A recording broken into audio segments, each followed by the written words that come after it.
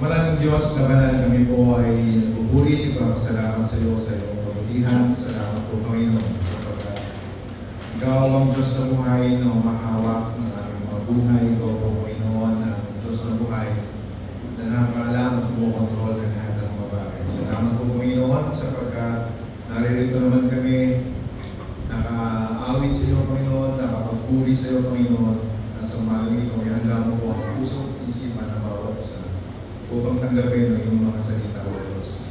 Ang banal na Espiritu ang maging salita, Panginoon, ito po ang maging sa amin, ito po ang magturo, O Diyos.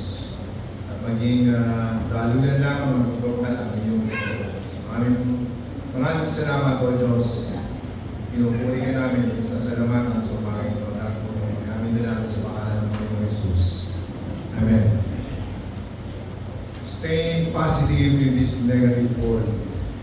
Sa ating mga buhay, mga kapatid, kapag patong-patong na yung ating mga problema, sunod-sunod, mga crises sa buhay, parang ang hirap po nating mag-move on. Dito sa mga problema natin, mga kapatid, wala pong exempted. Lahat po nagkakaroon ng problema. No? At sa tingin ko, ang wala pong problema, yung sobrang bata, yung isip bata, at yung sobrang tanda. So, yun lang po sa tingin ko, walang mga problema. Siyempre, kasama na rin po yung mga exempted. Kasama na rin po yung mga special. Yun lang po yung mga walang problema sa buhay. Alam niyo mga kapatid, nalulungkot ako kapag doon sa mga kapastoran, sa grupo ng mga pastor, ng mga lingkod ng Diyos. Marami na pong tumitigil, marami na pong nagre-retire, marami na po nagpapahinga dahil po sa dami ng problema sa buhay. The burnout, hindi po ginaya yung mga dulot ng problema sa buhay. Kasi mga tao rin po yan na sumusuko. Isipin niyo po, may ministry, merong family, merong work, merong community. At this morning mga kapatid, titingnan natin paano po tayo magiging positive dito sa napakagulong mundo or staying positive in this negative world. Ibig sabihin, mga kapatid, isa ko pong napatunayan sa napakaiksing panahon ng aking pagpapastor, napakalaki ng naitulong dito sa atin o sa akin. If we move forward, samahan po natin ng 7-letter word, believe. Maniwala po tayo.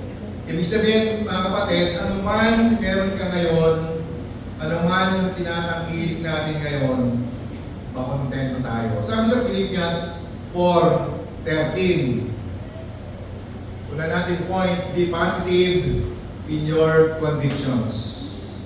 Philippians 4:13, I can do all things through Christ, through Him who gives me His strength.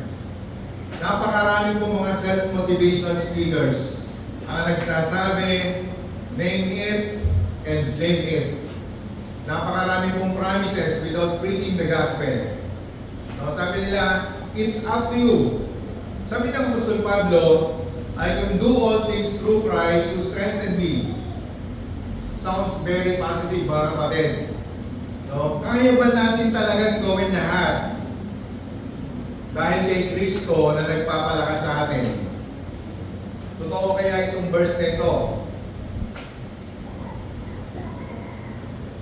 Kung titignan po natin yung mga naunang verse, mga kapatid, ang sabi dito, makontento tayo kung ano yung sitwasyon natin ngayon sa buhay.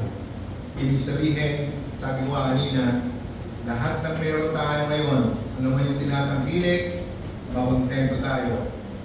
Si Apostol Pablo sabi niya, naranasan niyang maging masagana, naranasan niya pong maging magutom, naranasan niyang ginawin, naranasan niyang magupitin, naranasan niyang mawasak yung kanyang sinasakayang barko. Pero ang lahat nakayanan niya dahil meron siyang Kristo sa kanyang puso. Contentment, kapatid, ibig sabihin ba nito, tayo tinuturuan maging tamad. Hindi po ganon. Hindi po ito tinuturo sa atin. O huwag mangarap. ang tinuturo sa atin ng Apostol Pablo, makontento tayo kung ano man yung sitwasyon natin ngayon. Apostol Pablo ay very optimistic. Ibig sabihin po, maganda pa rin word na optimistic. Ibig sabihin po na optimistic, hopeful, and confident about the future. May pag-asa, may bubunga, may pag-asa sa mabuting wakas. You can be Christian and an optimist at the same time. Alam niyo, yung conviction ni Apostol Pablo, ang pinaka-pundasyon ng kanyang incredible life and ministry.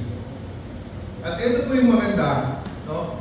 Pwede po natin i-embrace, pwede nating turuan yung ating mga sarili para makapagbigay, makapag-provide ng powerful motivation and direction sa ating mga buhay.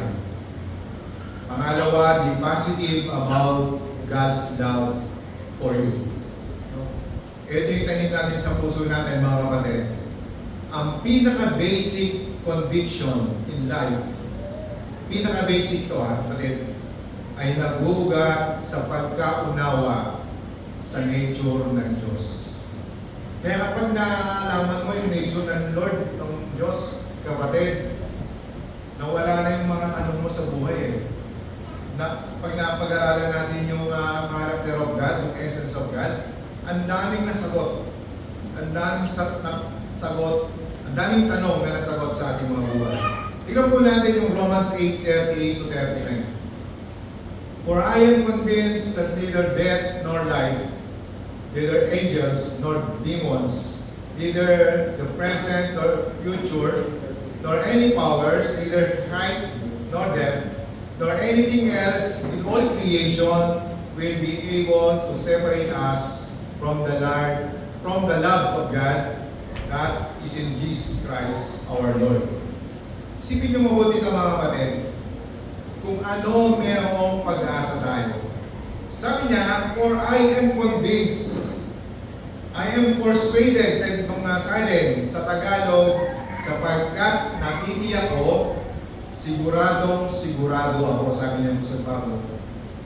Ang Diyos, mga kapatid, totoong-totoo siya sa kanyang mga pangako. Mahal niya tayo at hindi lang tayo mahal, bagkos walang experience na makapaghihiwalay sa atin sa pag-ibig ng Diyos. Sa amin po kapag nagkakape kami nila kay Mario, ng mga kalalakihan, na napag-usapan namin itong mga bagay nito. Sapagkat sa ibang mga church mo, mga kapatid, kapag ikaw nagkasala, nawawala na po yung pagmamahal ng Diyos sa iyo. Nawawala na yung binigay na buhay na walang hanggan. Nagiging putol-putol na po ito, nagiging dapat bawi. Nagiging binabawi ng Lord kapag nagkakasala ka. Kapatid, kung magbabase ang Diyos sa ating mga kasalanan, kailangan hindi ka na magkasala, wala na pong maliligtas na tao. Kaya nga po namatay yung ating Panginoong Hesus in our behalf, mga kapatid, na sa sandaling magkasala tayo at humingi ng tawad, nakikita ng Diyos yung katwiran ng Panginoong Hesus sa atin. Yung righteousness ng Panginoong Hesus ang nakikita sa atin ng Diyos. Ang ganda pa rin ng sinabi ng Apostol Pablo, inisa-isa niya yung 10 bagay na matitindi na posibleng maging barrier o hadlang sa atin at sa Diyos. Hindi lang ito basta pinanggit, umisip siya ng makapangyarihan o pinakamatitindi na sa ibang word na pwedeng maghiwalay sa atin at sa Diyos. Sinabi niya, buhay ba o kamatayan, kaya ba tayo paghiwalay ng Diyos? Yung angels ba o yung mga kapangyarihan o pamunuan, kaya ba tayo paghiwalay sa pag-ibig ng Diyos? Yung mga bagay ba sa kasalukuyan o hinaharap, kaya ba tayo paghiwalayin? Yung kataasan ba o yung kalaliman, kaya ba tayo paghiwalayin? O alinmang bagay na nilalang? Ang sabi, ang conclusion ni Apostol Pablo, walang makakapaghiwalay sa atin sa pag-ibig ng Diyos na ipinagkaloob sa atin sa pamamagitan ng ating Panginoong Yesus. So, ibig sabihin pala kapatid, nasa atin ang lahat ng reason para magpatuloy, para mag-move forward, at huwag huminto sa paglilingkod sa Diyos. Kaya nakakalungkot mga kapatid, kung yung sasabi, nandito na lang ako, hanggang dito na lang yung takbuhin ko, hindi ko na kaya magpatuloy. Sabi ng iba, mga kapatid, ligtas na pala ako, so hindi magkakasala na lang ako na magkakasala. Alam nyo, kung pwede lang magsalita ng hindi maganda sa mga taong nagsasabi ng ganito, sana lang pwede natin magsalita, no? Pero dahil mga kapatid natin ito, hindi natin gagawin. Mga kapatid, tingnan nyo mabuti itong mga logic dito. Ano po ang tawag sa taong hindi tumatanaw ng utang na loob? Maganda yung binigay sa'yo, hindi lang maganda, sobrang ganda. Pagkatapos, gagantihan mo ng kasamaan, no? Ang conclusion dyan, kapatid, baka hindi ka talaga anak ng Diyos. Baka wala ka talagang Espiritu Santo sa buhay mo. Baka nagagandahan ka lang. Baka nasisiyahan ka lang sa fellowship na mayroon sa church. Sa pag-ibig ng Diyos na tunay at wagas, ang igaganti natin kasalanan, kapatid. Mabuti na lang hindi tao ang Diyos. Hindi po siya nagbabago. Mga kapatid, kung may pinagdadaanan tayo sa buhay, pinakamaganda sigurong prayer natin ito. Every morning, every evening, or every hour, gawin natin itong prayer. Romans 15:13. Nasa sanlibutan na ang kasalanan bago pa mali yung puso. Romans 15:13. Meron?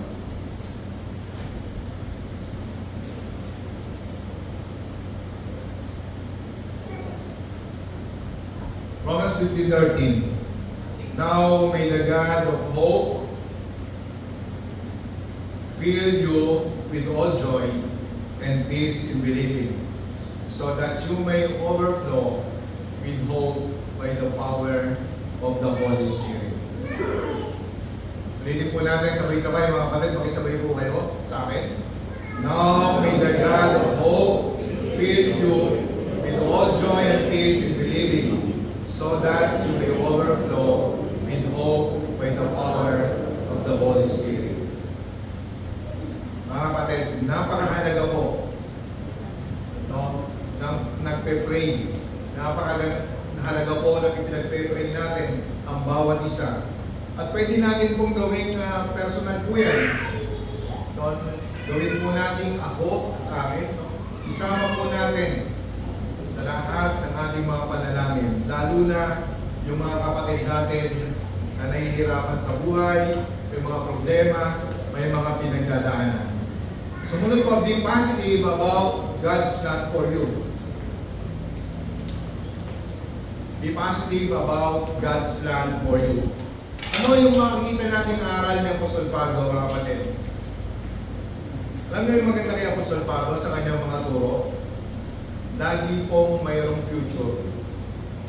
No? Pinahalagaan niya kung ano yung magiging katatayuan natin, kung ano yung magiging katatayuan ng mga anak ng Diyos sa future. Even kahit na alam niyang mamamatay na po siya, he is excited about his future. Ito yung maganda mga kapatid. Tingnan niyo yung sabi niya kay Timoteo. 2 Timothy 4:6-8. Sapagkat dumating na ang panahon ng pagpanaw ko sa buhay nito. Ako'y mistulang isang handog na binuo sa dampana. Pinagbuti ko ang aking pakikipaglaban. Natapos ko na ang dapat kong takbuhin. At nanatili akong tapat sa pananampalataya. Kaya naghihintay sa akin ang koronang gantimpala para sa mga namuhay ayon sa kalooban ng Diyos. Sa araw na iyon, ang Panginoon ay siyang makatarong ang siyang magpuputong sa akin ng korona at hindi lamang sa akin, kundi sa lahat ng nananabik sa kanyang pagbabalik. So isipin niyo mga kapatid, nasa prison siya. Ito na po yung siguro yung pinaka-last letter ni Apostol Pablo sa kanyang minamahal na si Timothy. Alam niyo mga kapatid, yung prayer ko, sana maging katulad ako ni Apostol Pablo sa pananaw about dying. Ibang-iba yung pananaw niya, no? Ibang-iba yung perspective ni Apostol Pablo about death. At sana ganoon din po tayo, no? Na ang ating mga mata, ang ating paningin, nakatuon doon sa future. Itong katawang ito, sabi nga natin, naghihirap. Pero pagdating ng panahon, mapapalitan ito ng glorified body. Philippians 1:21-24, sapagkat sa akin ang buhay ay para kay Kristo at ang mamatay ay pakinabang. Kung ako'y manatiling buhay, ito'y pakinabang sapagkat marami pa akong magagawang mabuting bagay. Hindi ko ngayon malaman kung alin ang aking pipiliin. May pagtatalo sa loob ko. Nais ko nang pumanaw sa mundong ito upang makapiling ni Kristo sapagkat ito ang lalong mabuti. Ngunit alang-alang sa inyo, mas kailangan pang manatili ako sa buhay nito. Matanong kayo, kapatid, tatanungin ko kayo, personal ito. Kailan po tayo muling naging excited about sa future? Dito sa binasa natin, excited na excited si Apostol Pablo sa magiging buhay niya sa susunod na buhay. Pero sabi niya, may pagtatalo sa akin. Ayaw ko din naman kayong maiwan. Kaya pinag-saalang-alang na din niya sa Panginoon.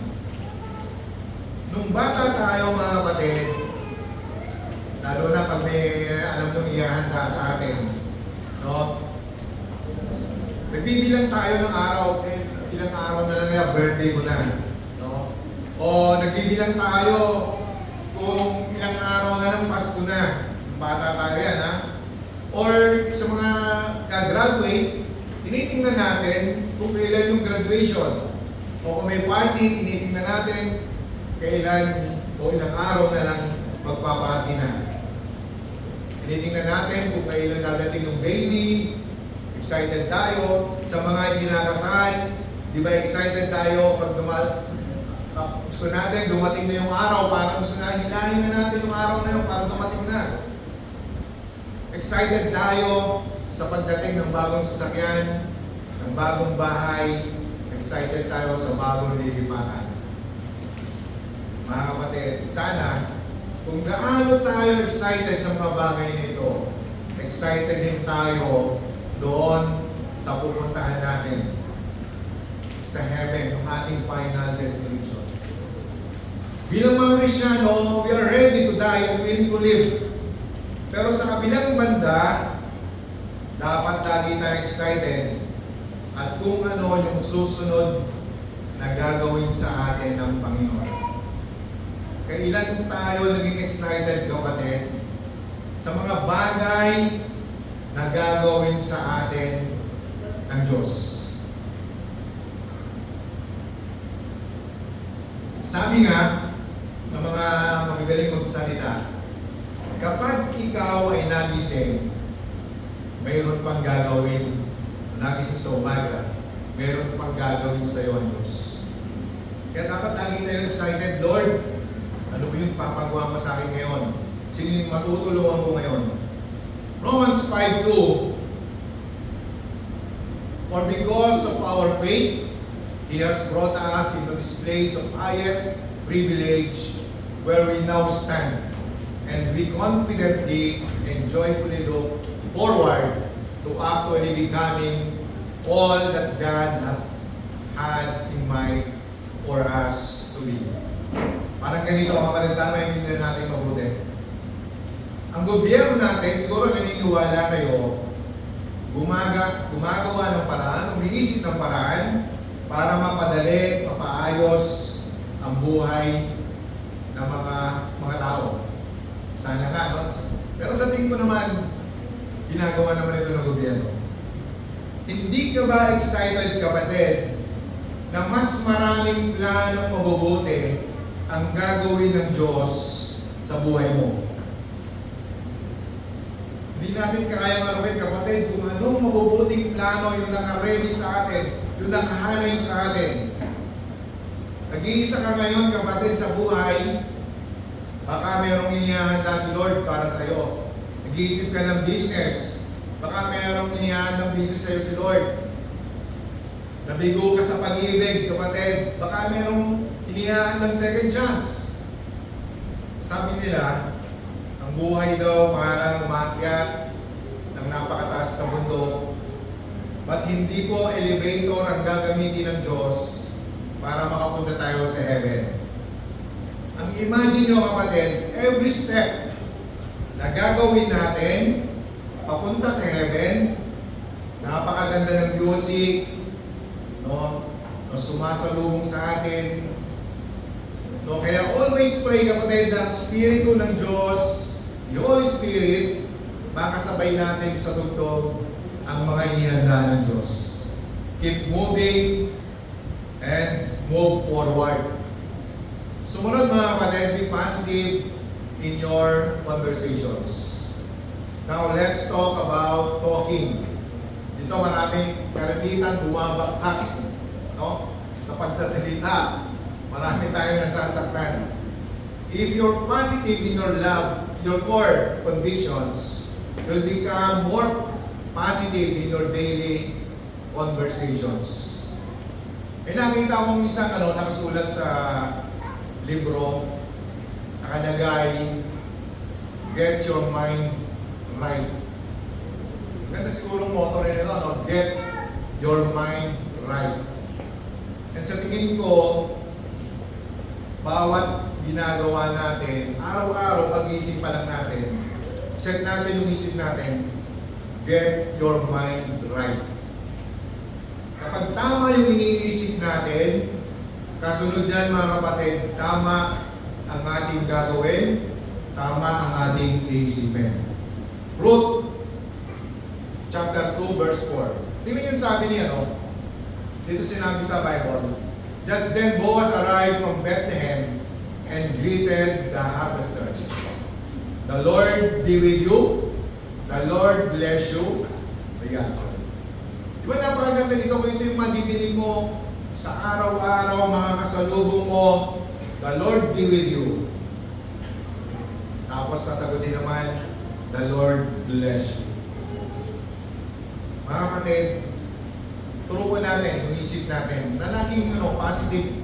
Huwag tayo laging nag-iisip ng mga negative. Kasi kapag negative yung iniisip natin, yung action natin, will follow na negative yung ating gagawin.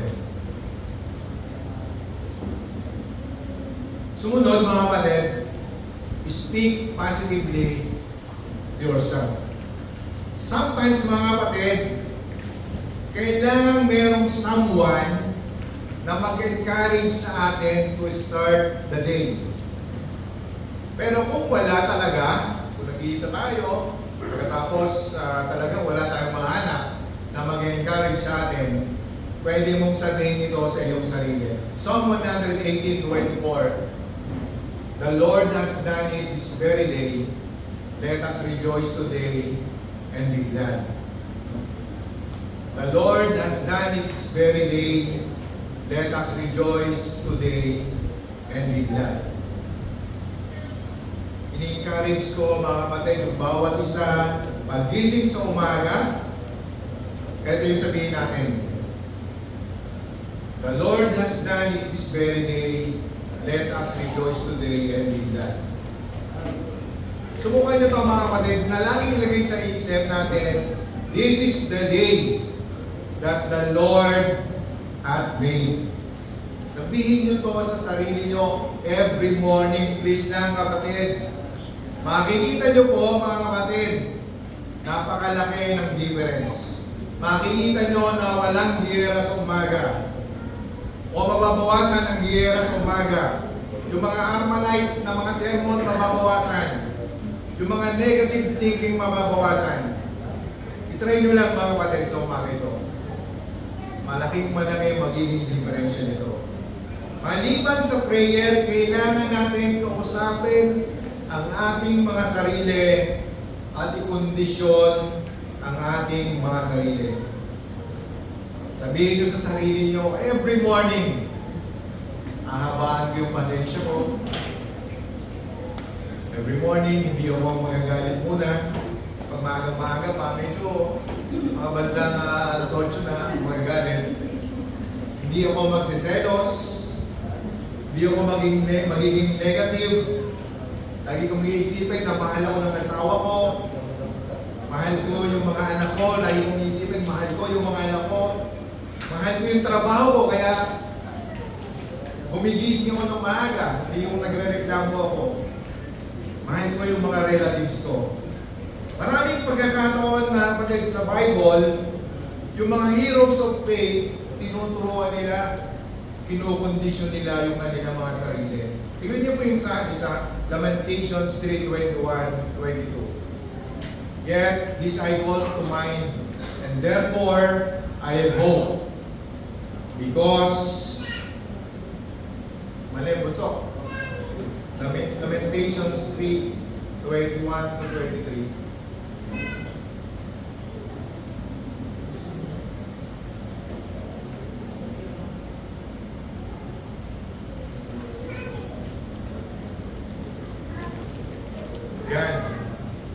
Yet I call this to mind, and therefore I have hope. Because of the Lord's faithful love, they do not perish. For His mercies never end, and they are new every morning. Great is your faithfulness. Napakaganda yung word na great is your faithfulness. They are new every morning. Kaya ba natin ito mga kapatid na lagi sabihin natin, great is your faithfulness.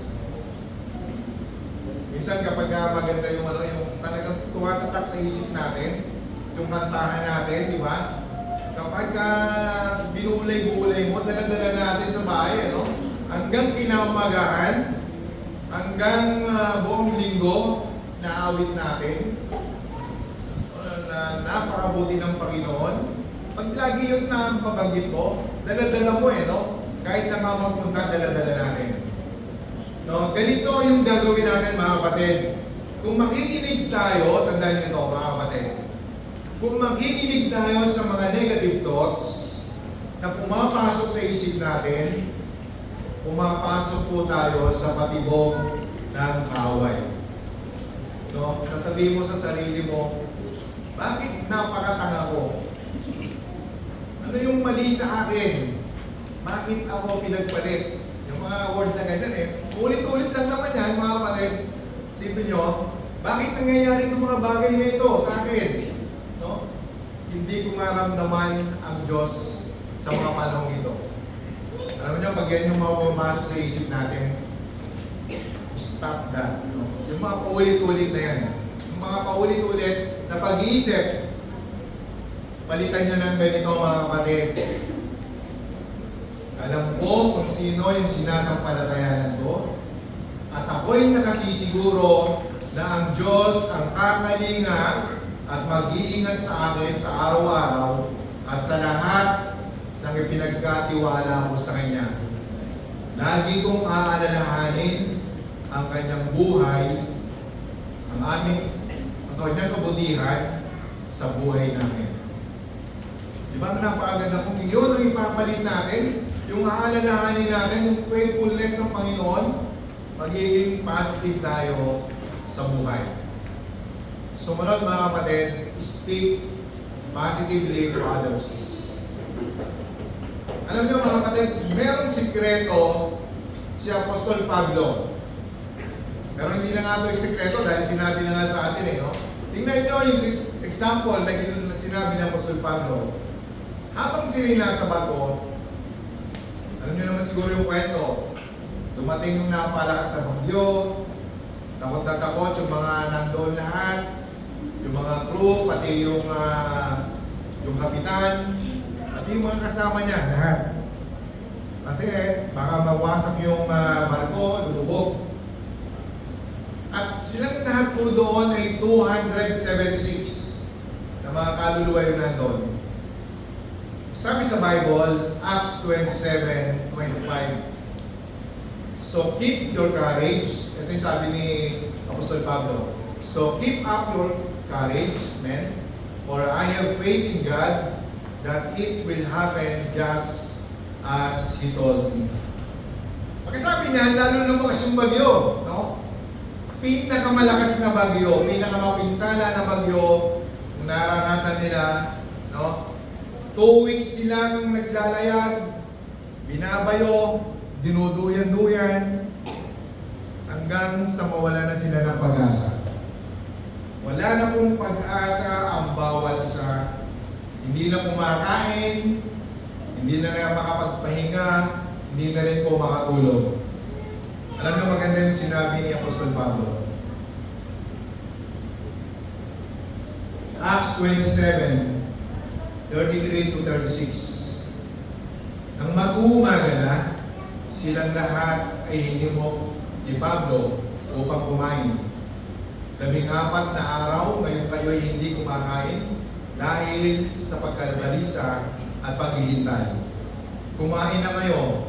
Kailangan nyo ito upang kayo ay makaligtas. Hindi mapapahamak ang sino man sa inyo.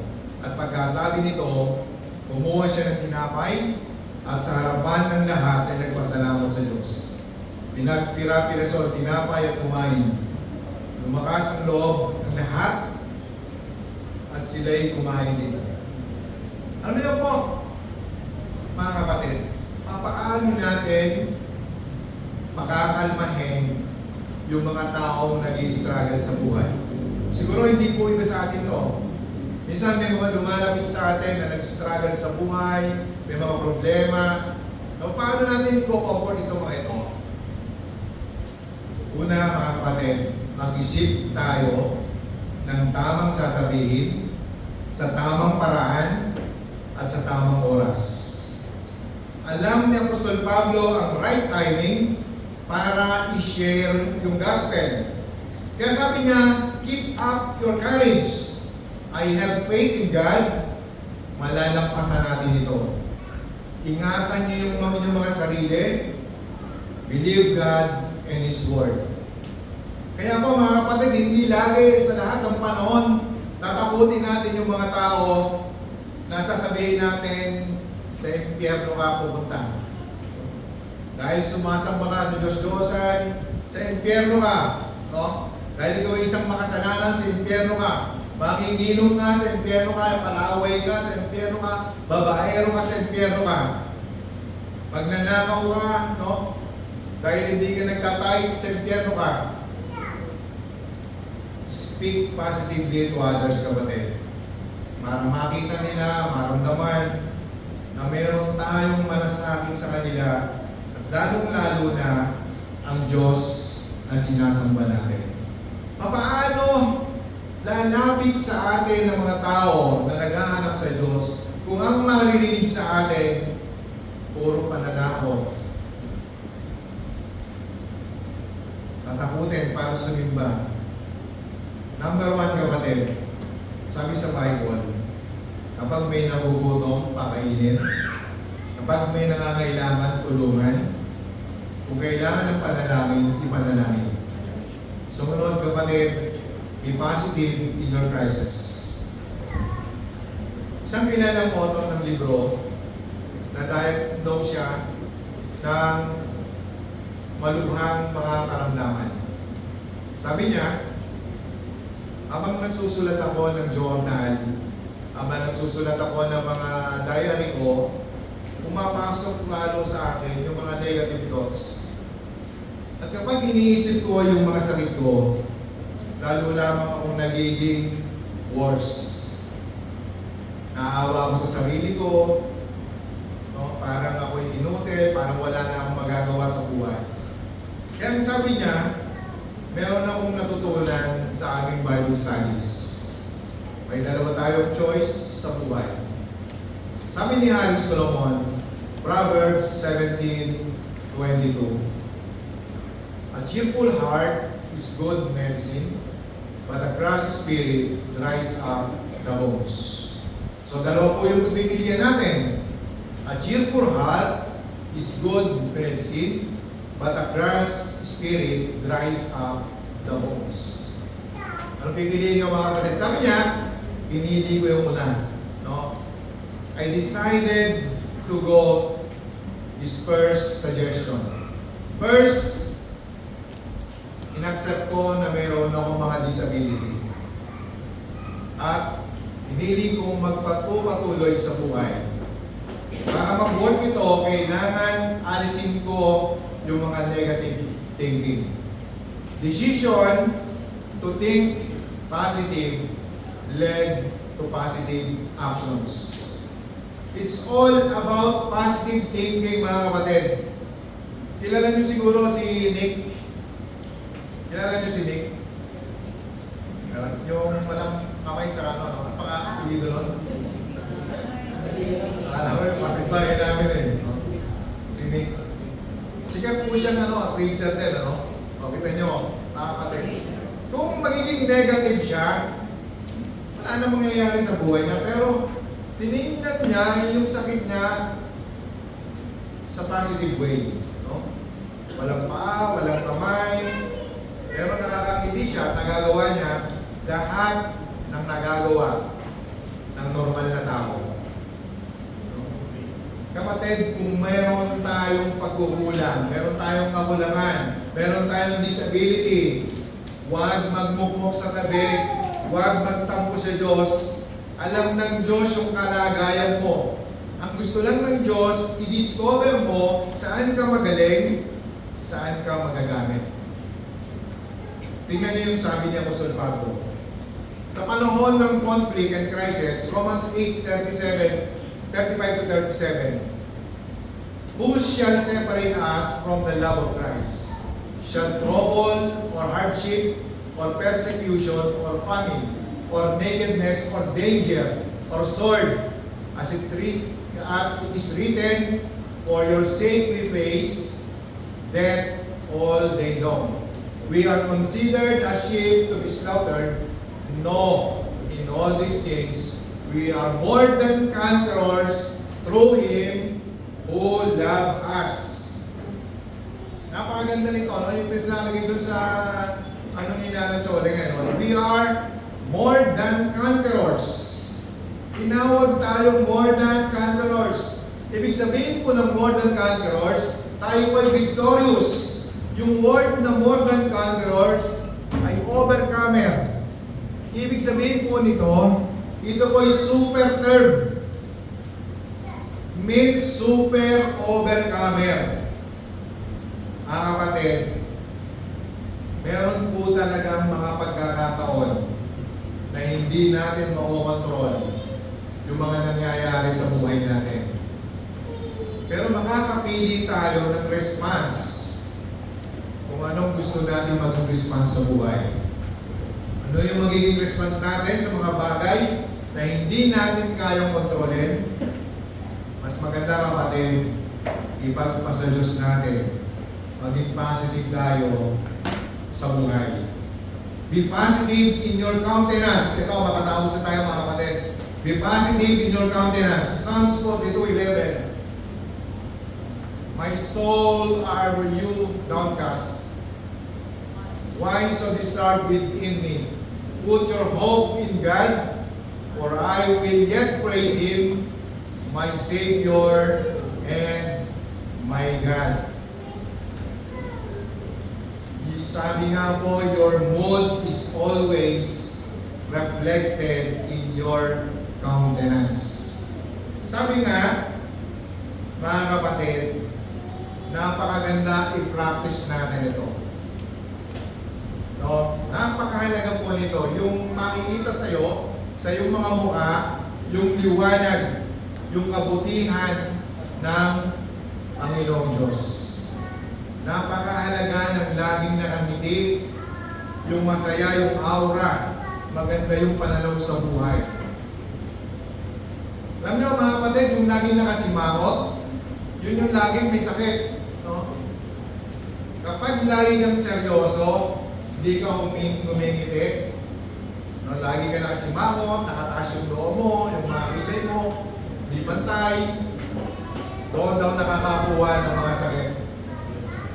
Bakit hindi nyo i-practice kapatid? Smile with your mouth. Tingnan mo nga yung mga hindi nyo magaganda. Then kapag na-try nyo na, smile with your eyes. Yan yung mga anak ng Diyos. No, lagi lang, parang pag nakita nyo yung mga taong hindi nakakakilala sa inyo, iba itong araw nito. No? Parang merong, ganun, naranasan nyo na yun. Di ba? Naranasan nyo yun na parang nag-iba yung aura mo. Kahit hindi ka galing sa rebelo, pero parang nakita nila, parang may nagbago sa'yo. Lagi kang nakangiti. Maganda yung pananaw mo sa buhay. So, try natin yan mga kapatid. Subukan po natin, sigurado, iba po yung mararamdaman nyo. Iba yung magiging difference. Kauli-uli yan mga kapatid. Ito yung aking payo sa inyo. Stay positive. The inner wisdom comes from believing. Pagtiwala, maniwala sa Diyos, na kaya po nating magbago ng pananaw sa buhay. Di po tayo exempted no? Dito sa negative world, lagi pong kakibat nga, nagiging negative din tayo. So stay positive even sa gitna ng mga krisis sa buhay. Bigay po natin yung pag-asa natin, yung ating alalahanin sa Panginoong Hesus at sumandal sa Kanyang mga pangako. Makikita nyo mga kapatid, mag-iiba yung ating pananaw sa buhay, mag-iiba yung ating mararamdaman sa buhay, mag-iiba yung ating magiging mga hinaharap sa buhay. Kaya mga kapatid, payo ng ating Panginoon, lagi lang tayo magtiwala sa Kanya. No? Staying positive in this negative world. Talaga itong mundo, masama ng masama, pero hindi po dapat tayo padadala sa mga bagay nito. Kailangan maging iba tayo. Kailangan tayo yung mga hawa ng mga kabutihan dito sa mundo. Tayo may mananalo. Manaling Diyos na buhay at makapangyarihan sa lahat. Salamat po Panginoon sa kayamanan na iyong mga salita. Salamat po Panginoon sa mga salita mo na aming natumayan. Alam namin Panginoon Diyos na napakahirap po mamuhay dito sa mundo sapagkat katulad dito sa pamumuhay namin dito, nandito ang kaaway. Hindi kami gumawa ng masama, hindi kami gumawa ng kasalanan. Pero sabi mo nga Panginoon, mas makapangyarihan kung sino yung nasa aming mga puso.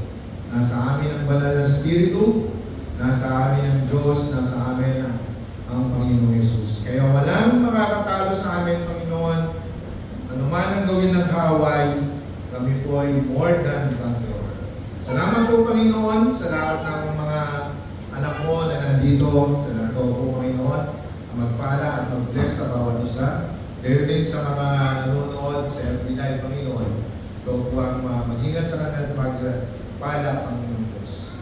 Maraming pong salamat. Pinagkakatiwala namin sa iyo ang lahat ng aming napag-aralan na may maging tulungan mo po kami at tulungan na itong mga magagandang punto, Panginoon, ay sa buhay namin sa gayon nakita ang kaibahan ng mga tunay na mga anak mo. Salamat po Panginoong Diyos. Ikaw po ang mamuna sa amin at gumabay sa lahat po ng aming mga pinagdadaanan, sa lahat po ng mga may karamdaman, Panginoong Diyos. Ikaw po patuloy na magpagaling sa kanila. Lahat po na ito ay aming dinadalangin sa aking pangalan.